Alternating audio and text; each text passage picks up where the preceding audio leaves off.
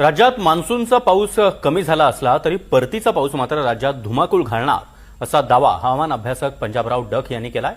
जूनमध्ये कमी पाऊस पडेल, जुलैमध्ये जास्त पाऊस पडेल असा अंदाज देखील त्यांनी व्यक्त केला होता।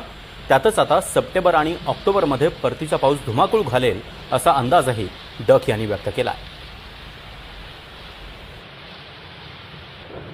की राज्यामध्ये मी म्हटलं होतं ना, जूनमध्ये पाऊस कमी पडेल, जुलैमध्ये जास्त पडणार आहे, ऑगस्टला कमी राहील आणि सप्टेंबर ऑक्टोबर मध्ये परतीचा पाऊस धुमाकूळ घालणार आहे।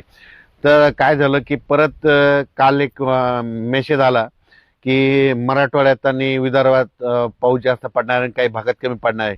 तर तुम्हाला एक सांगू इच्छितो, ऑगस्ट महिन्यामध्ये आता 15 म्हणजे 13-14 ऑगस्टच्या नंतर राज्यात ऑगस्टमध्ये एक मोठा पाऊस येणार आहे, म्हणून हा अंदाज लक्षात घ्यायचा।